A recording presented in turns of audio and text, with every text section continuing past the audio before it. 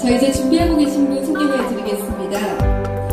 청소년 플랫폼 마당집의 하정호 대표이십니다. 하정호 대표께서는 광주교육연구소, 광주광역시 교육청, 민주인권교육센터 등에서 근무하신 바 있는데요. 현재는 배우고 논일며 함께 크는 청소년 플랫폼 마당집의 대표로서 활동하고 계십니다. 많은 이야기를 들려주실 수 있을 것 같은데요. 여러분, 이제 얼마 남지 않았습니다. 끝까지 함께 해주세요. 자, 사례 발표 주제는 마을 공동체 재생을 통한 아동 청소년의 돌봄입니다. 무대 위로 모시겠습니다. 힘찬 박수 보내주시죠.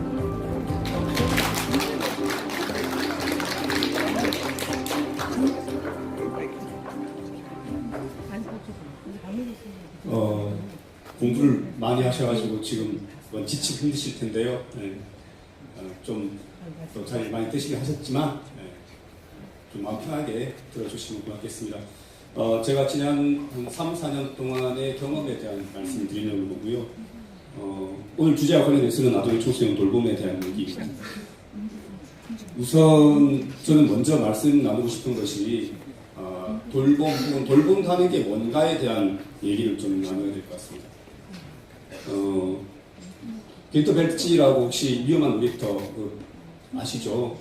제가 시교육청에 있을 때 2015년도에 이제 독일에서 초청해서 한 10일 동안 한국을 돌아다니고 그 다음에 모험 놀이터 만드는 일들이 중국에서 많이 벌어졌는데요.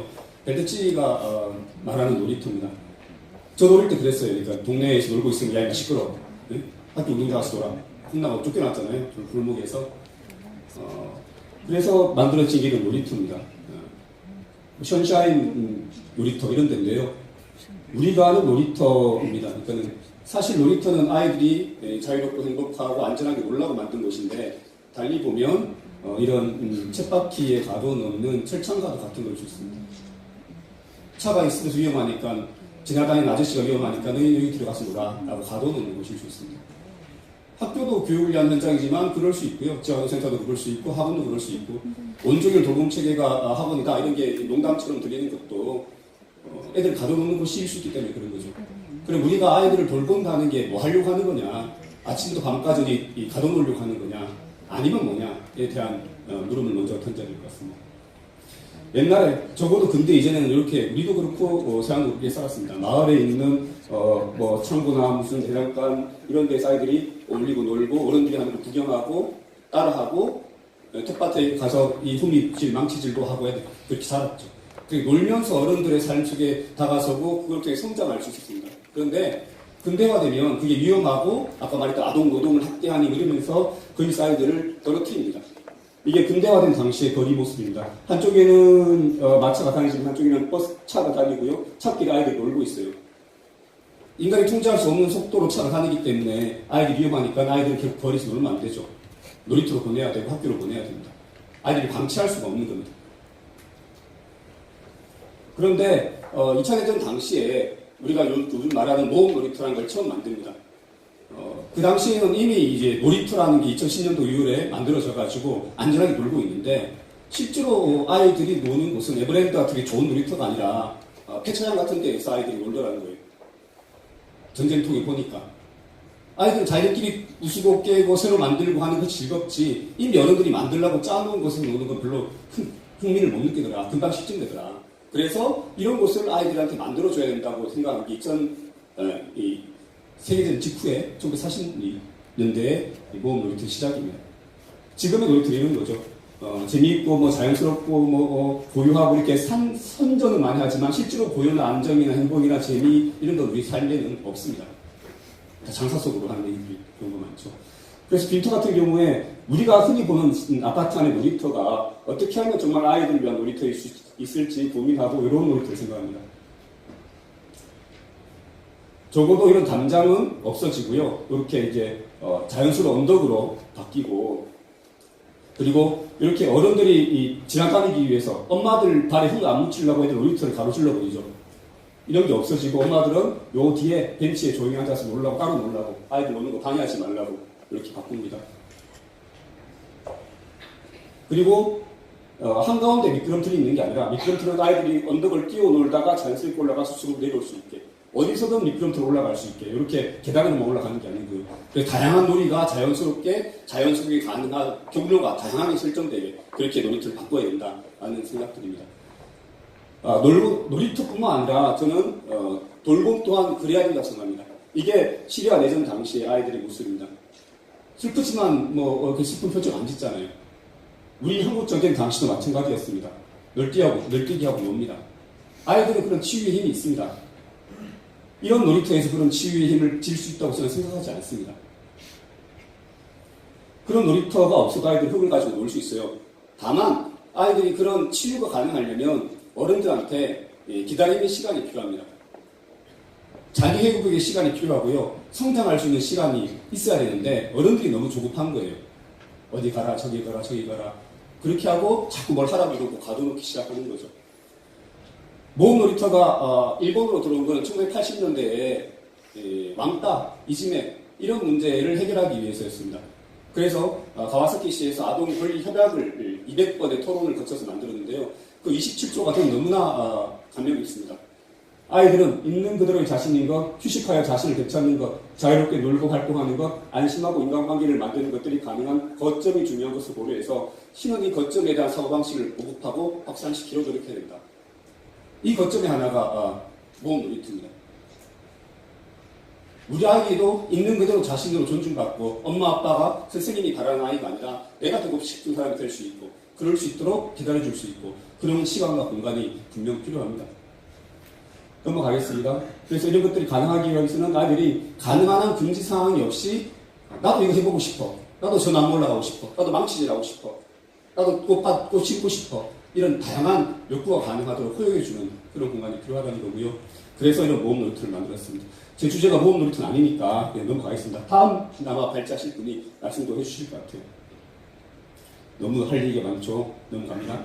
네. 이게 이제 좀 더럽고 그러지만 사실 독일에 있는 모험 놀이터입니다. 그러니까 이런 모험 놀이터가 일본으로 들어오고 지금도 우리나라에 들어오려고 하는 거예요.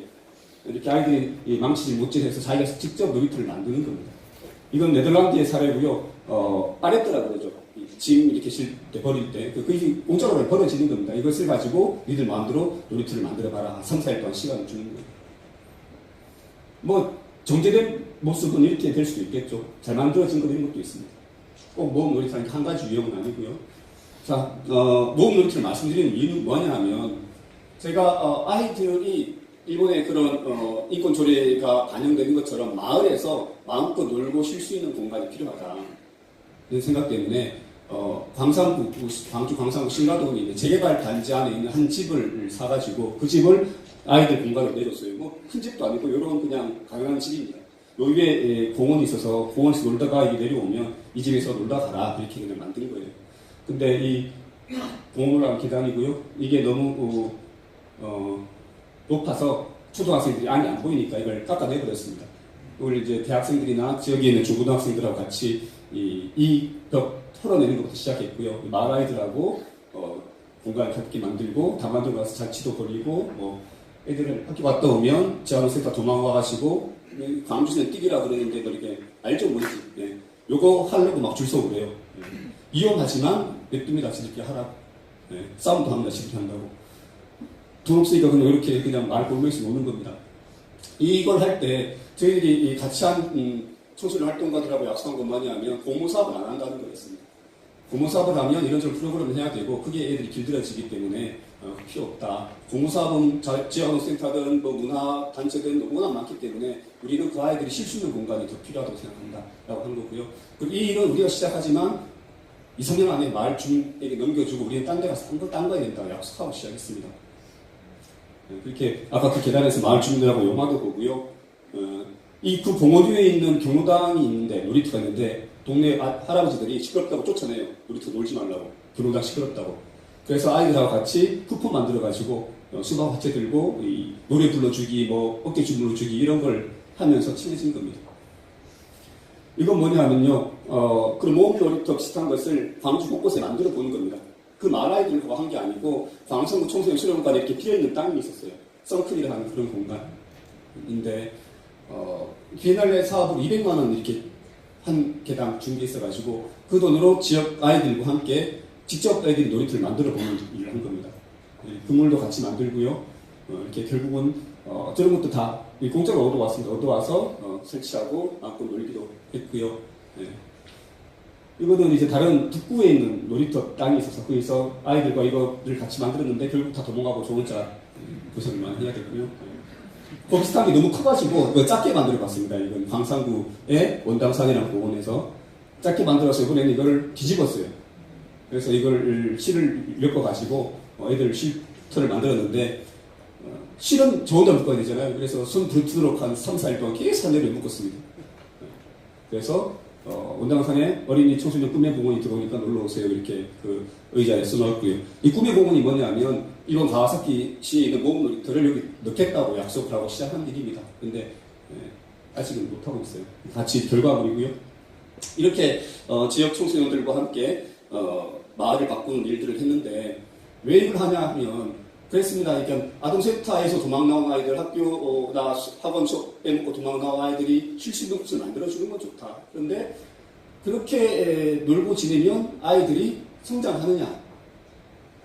니들은 맨날 그 애들 놀기만 하고 뭘 안 가르쳐? 이런 얘기를 제가 들을까봐 제가 지레 겁을 먹은 겁니다. 근데 덕분 마을 주민들이 한 번도 그걸 욕한 사람 없었어요. 필요한 일이다. 돈 받고 하냐? 돈 안 받습니다. 그러니까 그럼 우리도 돈 내야지.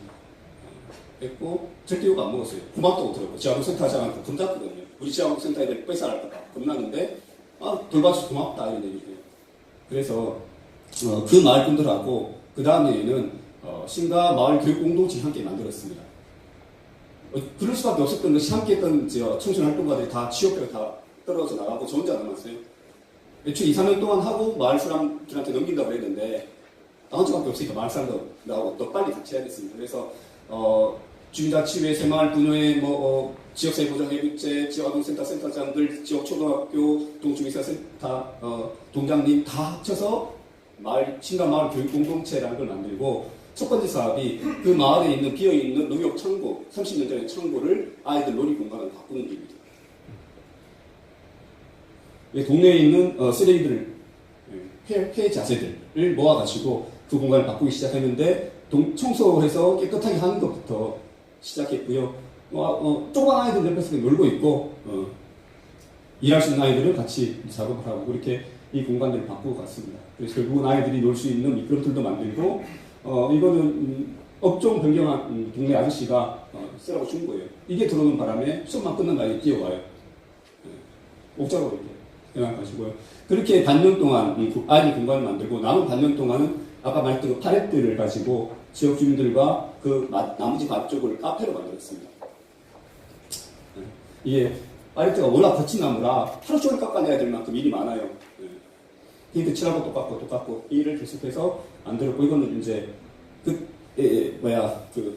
간판을 달아야 되는데 간판 살 돈이 없잖아요. 그래서 제가 간판을 직접 용접해서 만드는 겁니다.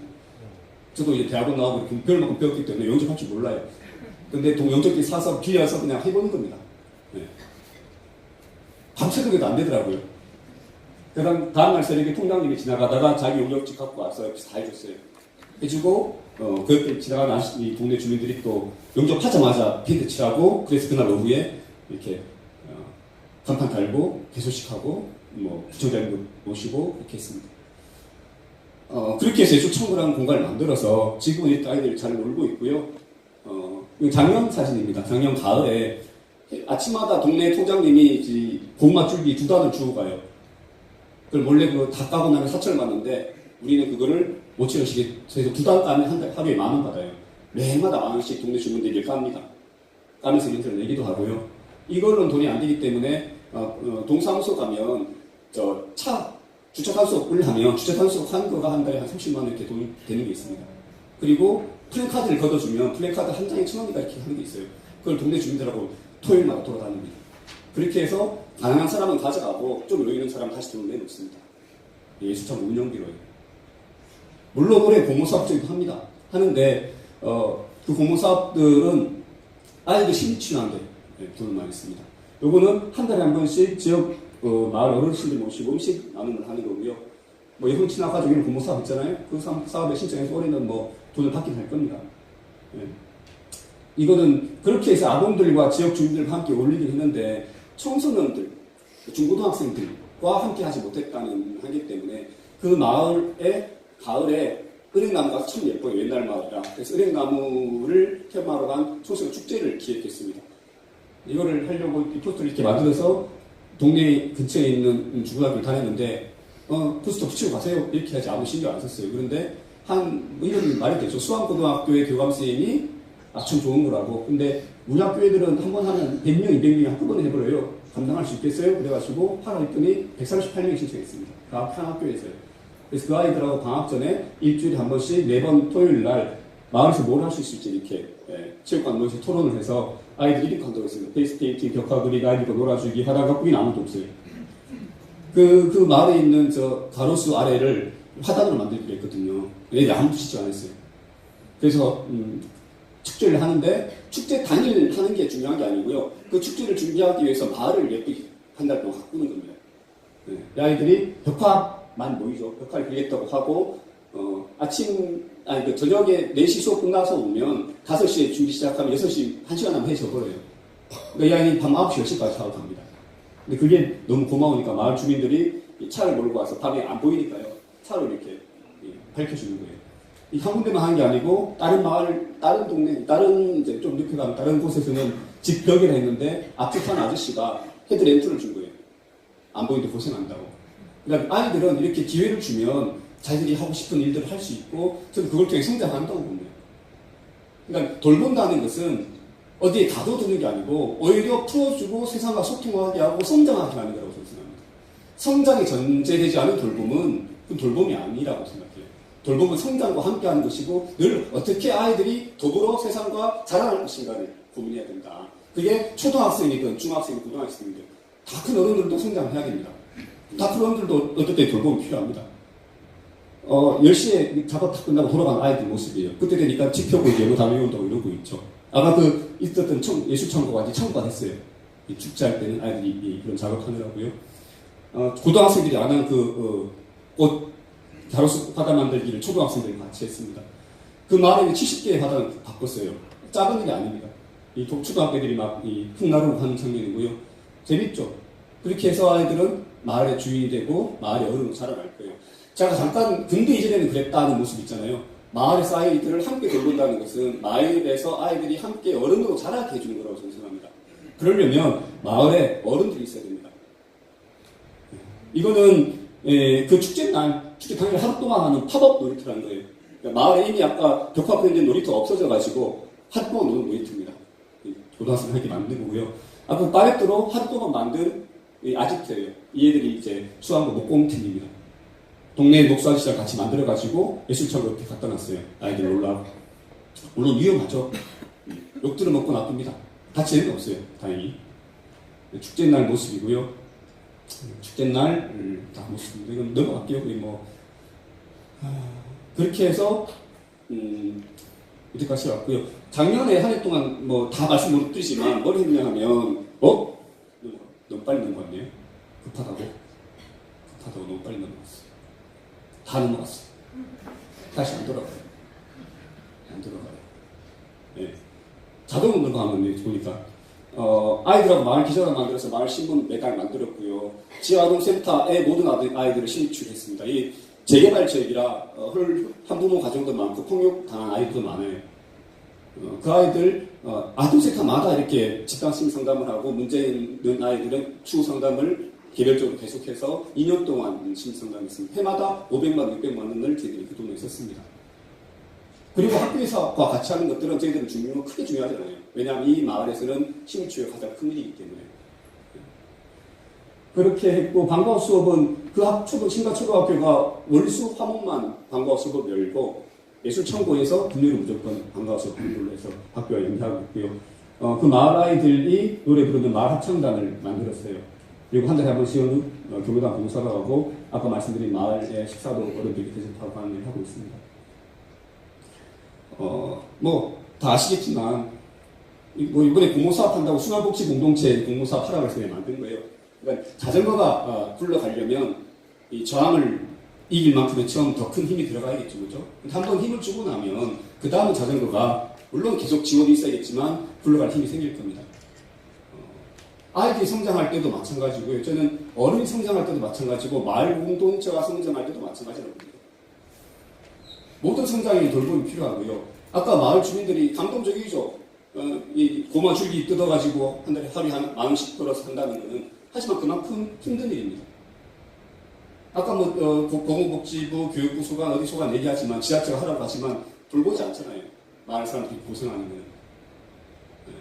그 일을 해야 된다고 생각하고 저는 올해 지방선거에서 반드시 좋은 교육감 뽑고 좋은 시장 뽑고 좋은 구청장 뽑고 저도 좋은 시의원이 되려고 나섰어요. 그래서 안 될 겁니다. 뭘 만드냐면 광주교육 신지원청을 만들어서 교육감 후보한테 1년에 200억 원 이런 일 한 대 써라고 요구할 겁니다. 동네 마을 사람들이 인건비가 없으면 인건비 대주면 되고요. 그 마을마다 특색이 맞는 활동들, 교육 활동들은 마을에서 설계해서 그 교육지원청에 요구하면 그 예산은 공모사업이 아닌 내년도 본 예산에 반영해서 마을 사람들이 쓸 수 있게 해줘라. 왜 주민들이 공모해서 제가 행정이 해야 될 일을 다시 대신하고 정산하다가 시간 다 보내고 그렇게 하냐. 어차피 쉬는데 예산 아니냐. 그렇게 할 수 있도록 바꾸자. 이렇게 제안드립니다. 네. 시간은 아마 다 된 것 같고요. 마지막에 말씀드리는 거는 아직 시연된 게 아니라 짧은 말씀밖에 못 드리고 저한테는 또 하나의 도전입니다. 시와 구와 교육청이 함께 마을의 돌봄 공동체, 교육 공동체를 정말로 주민 주도로 해나가고 주민이 예산을 결정하고 주민이 집행하고 주민이 바라는 사업을 할 수 있게 하는 것.